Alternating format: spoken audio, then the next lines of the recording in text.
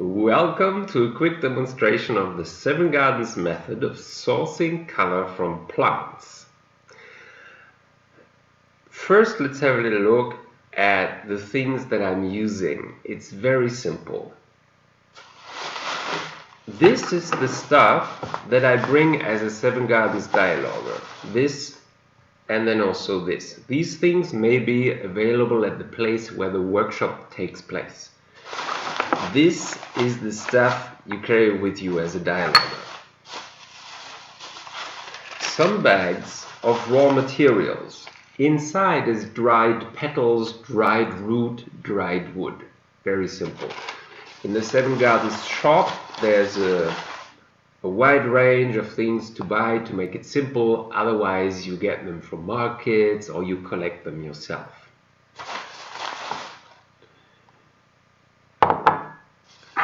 Next thing, a mortar, okay, to crush things. This is the micro version.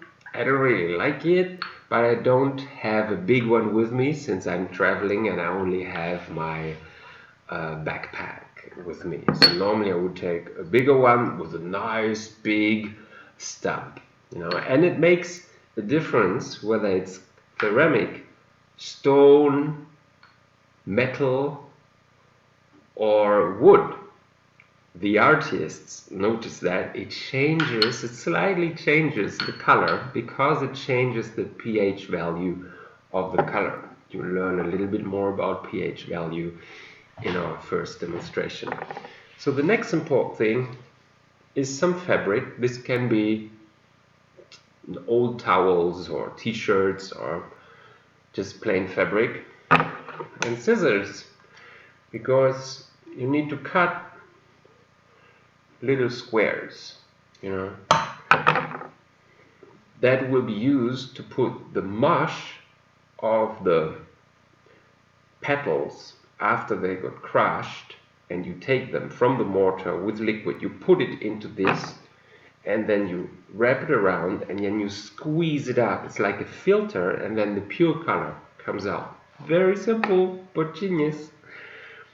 And then to process raw materials like the famous red cabbage, a knife, and to make it very easy, a grater. This one is like way too small. It's the only one I found in the house. We had a bigger one. It should be like this wide, and then you can grate very quickly, and it's very satisfying because then you have lots of raw material to put in your mortar. But it'll work with the small one too. If you have a knife only, then of course you have a little bigger pieces in the mortar, and it starts with that's okay. So you keep mortaring until the turns into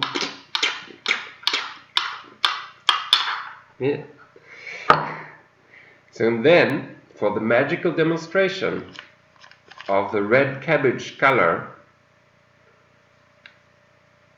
changing its pH value and taking on a different color, we have lemon, acidic, and we have soda. This is a white powder, very cheap in Europe. I don't know how it's in your country. This gets used for like 30 different uses with food, with cleaning, health, and so on.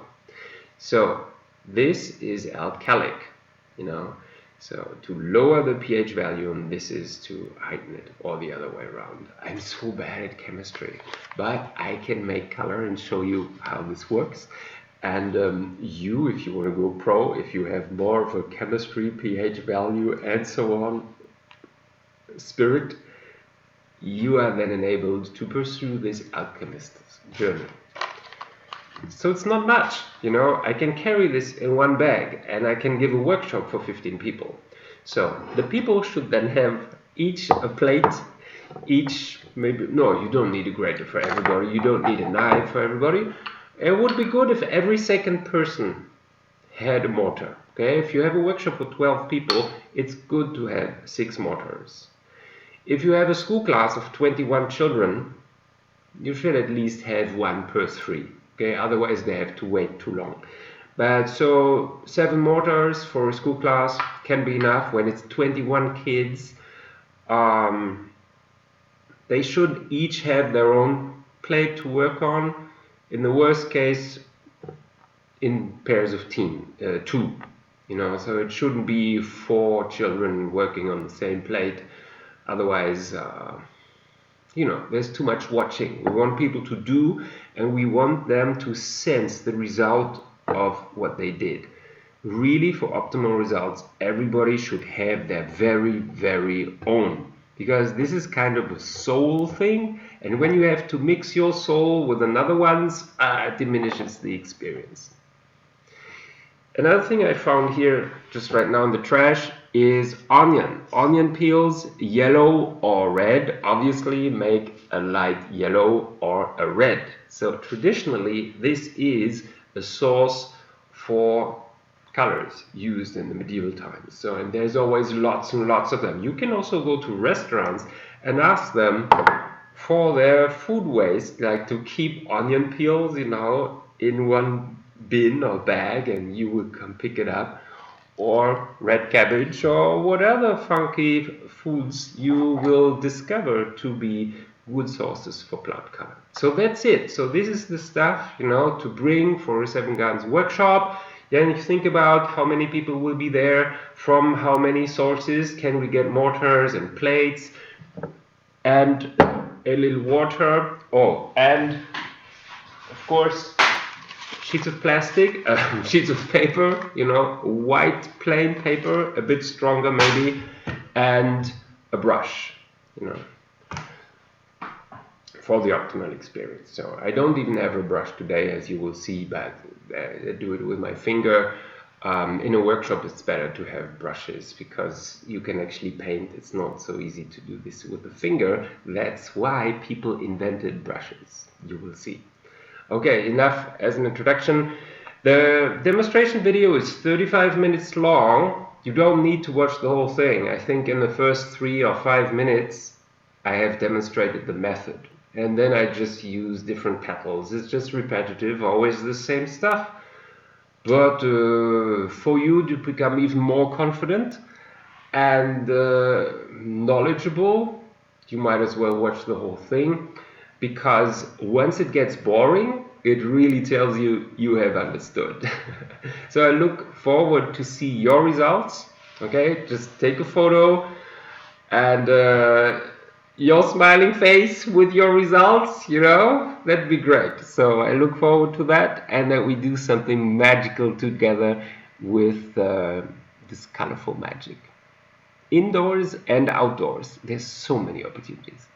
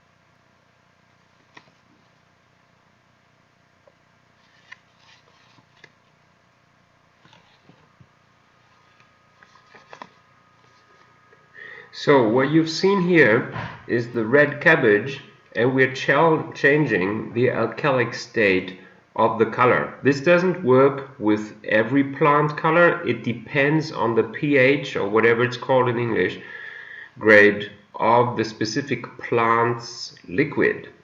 So you can change that by using, for example, lemon, acidic, or, forgot its name, soda, alkalic, you know. So when you change the state of some colors, they change color. And there are many others, many other ingredients, metals, and all sorts of chemicals, which you can use to turn one color into a different shade or into a very different color. So Peter, the artist and founder of Seven Gardens, our magical master alchemist coach, from one apple tree, he made like 30,000 different colors.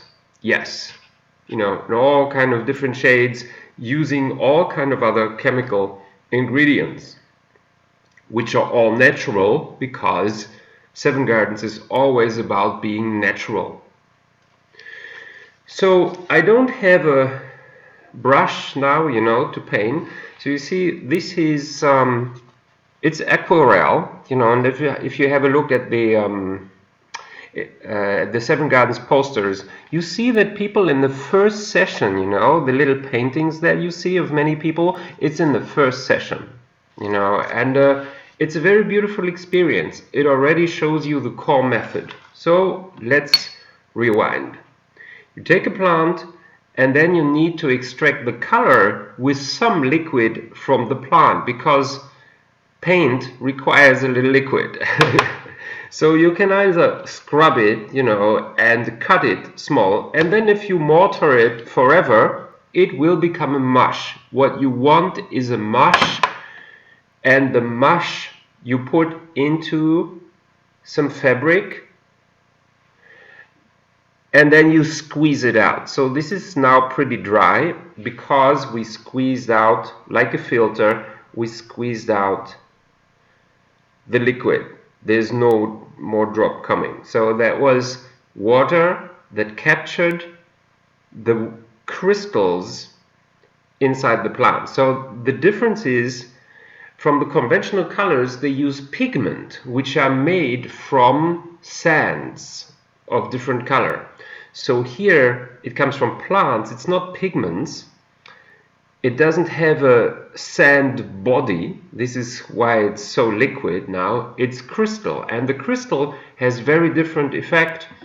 In Ayurveda, in India, like Ayurveda, it is a science, and it's for health, you know, because if your garment, if your clothes are dyed with this, the light that comes through the crystals then continues to your body, because crystals are transparent. The light can transfer through it, whereas sand does not permit, pigments do not permit light to pass through. So for the very conscious people, it actually does have an effect on the cells. All right, so it has a health effect on the cells and on the psyche. For example, if you paint your room in black, it's going to have a very different effect on your psyche compared to if you paint your room in yellow. So that is just for the very non-sensual people. They make this experience, so, but it also works on a more subtle level. So this is the magical red cabbage, you know, because it has, it's a very humble plant, but it has these magical properties, and it's very cheap in markets in Europe. You basically get it most part of the year, so it's perfect to start with it, and you can just get it in large quantity, no problem. And if you want, you can also eat the remainders, you know. I mean, it's still a plant, and there's been no poison or no pollution in the process. So then there's a whole lot of other plants. So for example,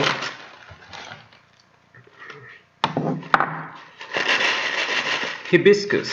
Hibiscus, we know it to be red, you know, in dried form it looks like this. So what you need to do is you add some water. This might have probably been too much.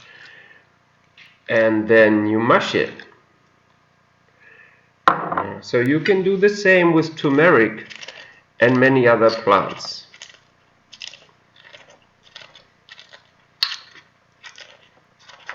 Oh, this one will take a while. So this is a very small mortar. I prefer a bigger mortar with a much bigger stick, right? Because with a small one, it constantly, the mush constantly escapes, and you can't do too hard or it will spill over. So you should have a bigger bowl and a strong mortar. It can be a small bowl. If it's a very big bowl, it will always escape your mortar, right? You can also take a metal can and a big stick, you know, a big stick with a round end, you know. So you can improvise, but you get better results with proper mortars. It's like everything, the tools matter, you know. So maybe you can already see this becomes a red.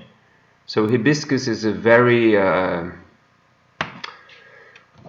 popular plant to use. Look here, very beautiful. You can already see the red, you know, so this is very liquid. I use too much water, so you will learn yourself how to manage your colors. You really become an alchemist. Everybody has to learn it by themselves, you know, how it works. Well, you see, even in this form, you see this beautiful red, like a fruit juice to drink, you know. So these little experiences are already fascinating for kids and adults, for everyone involved. So then there's many more. Let me just have a quick look what else we have in our bag.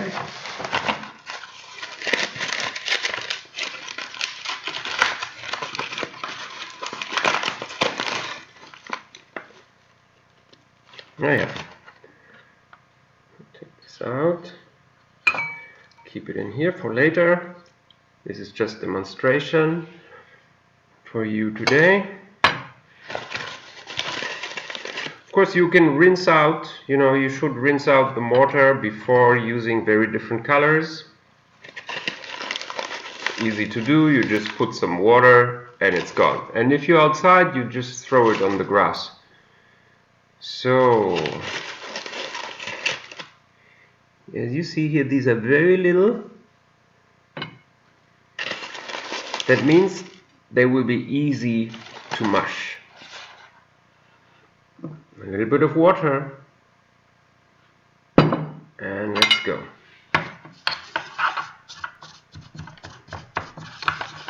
This was not enough. So are you getting bored of watching me? You already understood, you know. Now you know it will take some time to mush. So theoretically you can fast forward the video. But so all this is part of the experience, you know. So it's a hands-on experience, just like farming. You can't just fast forward farming. To plant things, to harvest things, to cook. You cannot just fast forward to the end of cooking. It's a process.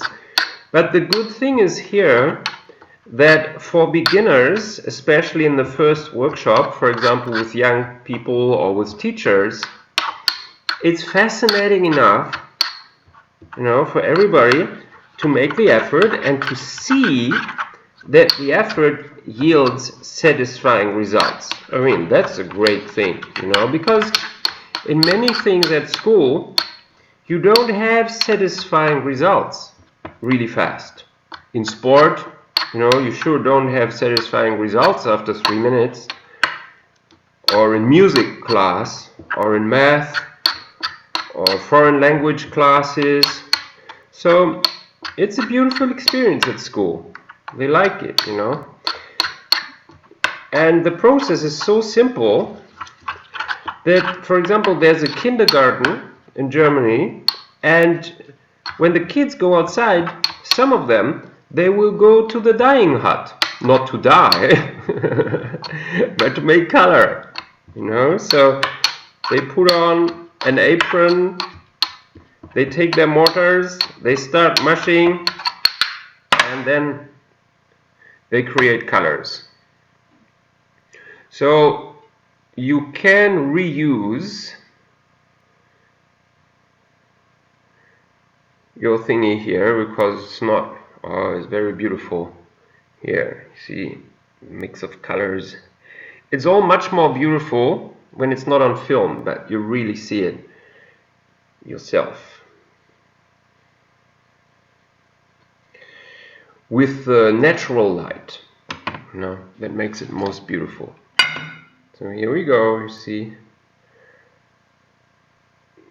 Close it, and there you see more ruby colored red.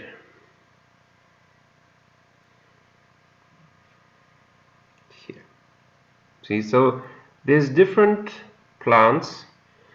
This is a darker, more purplish red than the one we had from the hibiscus.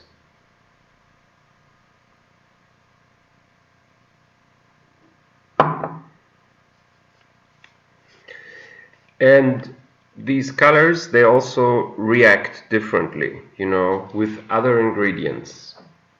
So it always makes sense to not only source your red from one plant, but also to source it from other plants.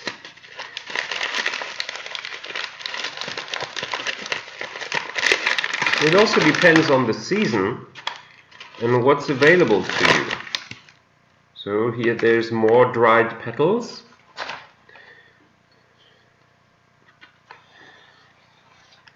A little waste dump that can go straight in the garden afterwards.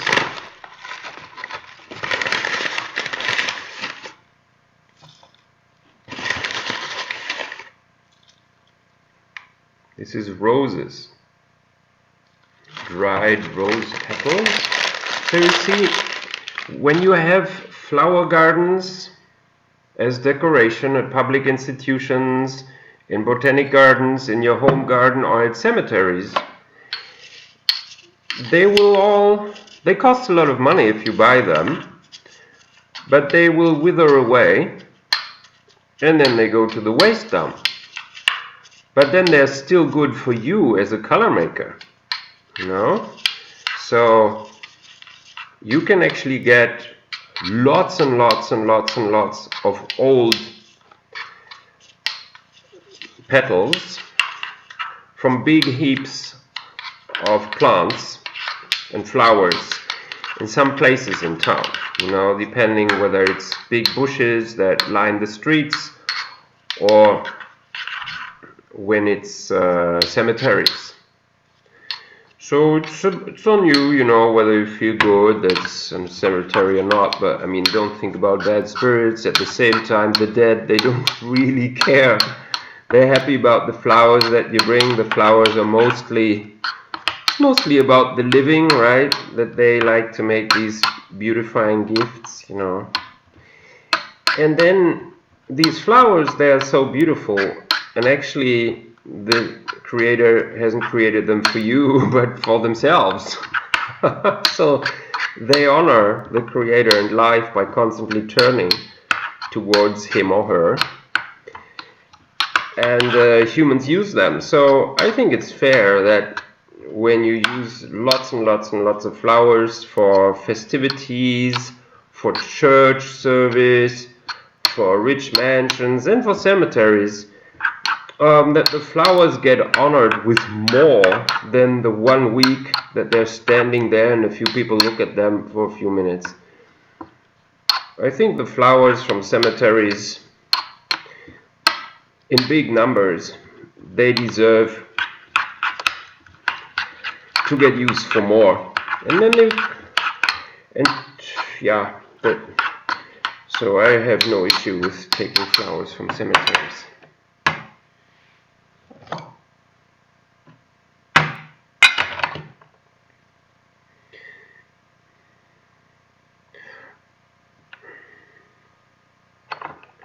So I'm using very little quantities, you know, for this demonstration. So it's not as impressive as it can be.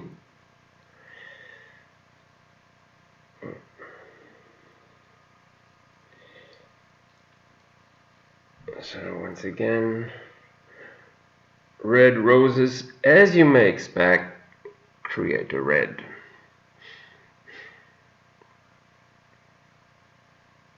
Some here.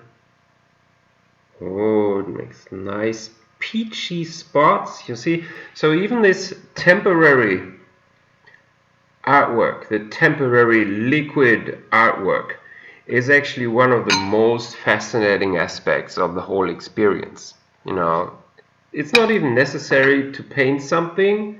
This thing alone, it's like, it looks like galaxies, like space. It's so amazing. So the people like playing with it, and then they see how it melts together, you know. The colors go into another. It's very fascinating.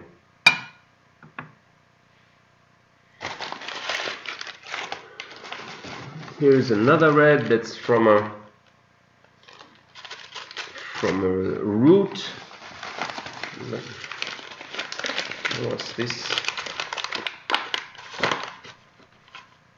Ah, okay. Let's see.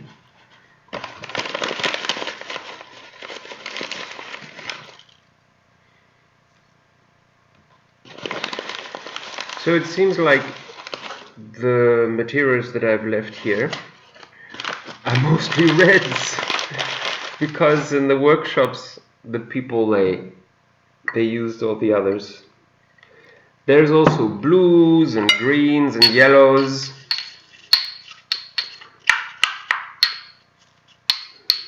See, this one, it has all these little, it's like from these fuzzy flowers. So it has the buds and the very little micro string petals kind of thing. But it has color, and once we mush it, of course the color goes up. So here's a secret.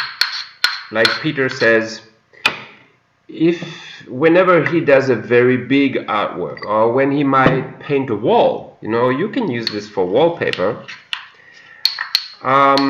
He might also use a blender. So he takes like he puts it in the blender with some liquid and,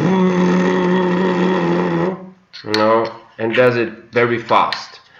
But he says, you know, normally when he sits down and prepares a painting, he likes the hands-on experience. As you can imagine, it's like a meditative state that prepares you for the painting, and it creates a more intimate relationship with your materials. It's more a soul work, you know. You take the soul of nature with these colors, and then you put your soul, your dreams on the paper. And it's kind of disgusting when you think about that. And then you take some chemical colors that are poisonous, that stink, and that come from machines. The violence, you know, the violence in electricity is quite something, you know. So the noise, you know, it's not harmonious. So this is clicking, but you could as well do it with a wooden stump, you know. Like in North Africa, they use olive wood, which is very strong for both parts of the mortar. So let's do one more, and I think then we're done with the demonstration, because you see it's always the same process. It's repetitive. Yeah.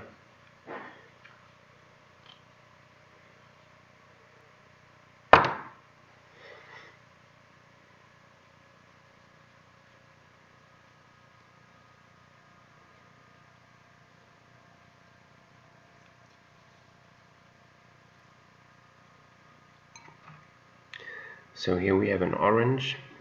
The plant looked more yellowish, but it turns out to be orange.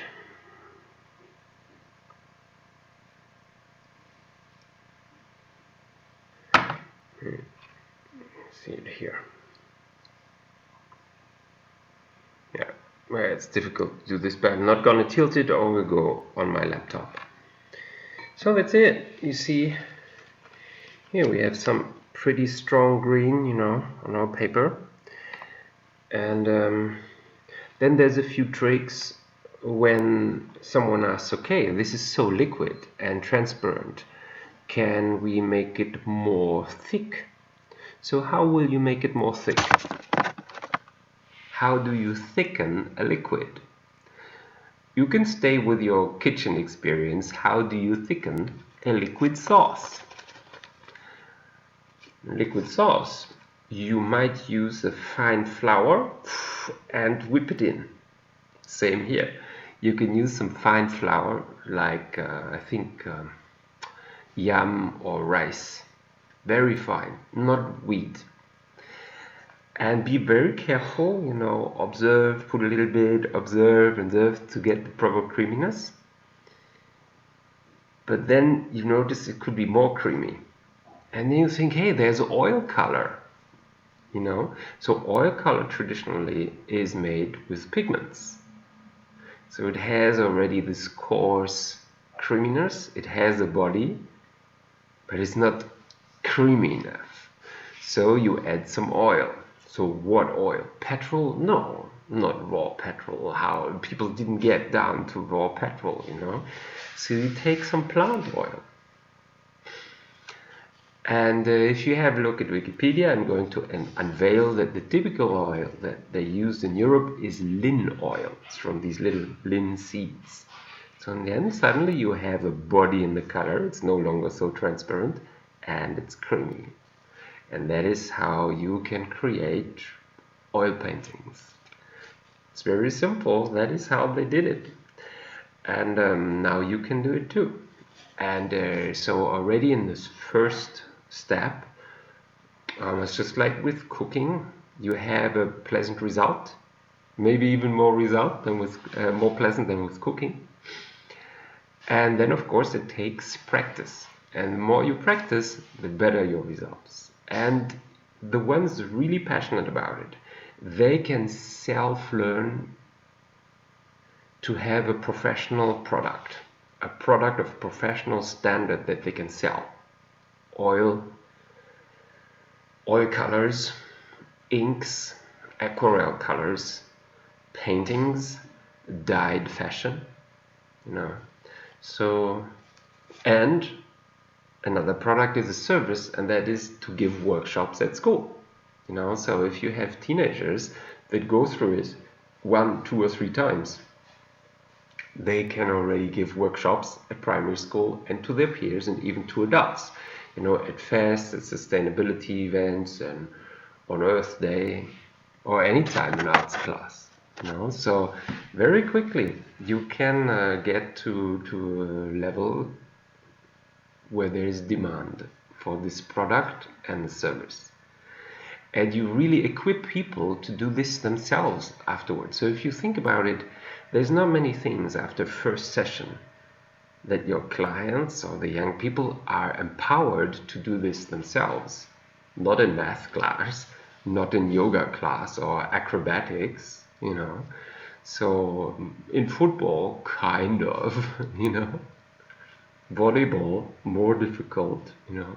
Tennis, more difficult. So here with colors, you empower them to do this themselves and to train themselves without need for paying a trainer or without a trainer to have time for them, or without anyone giving permission to be playing football or volleyball somewhere outside. You can do this anywhere, you know.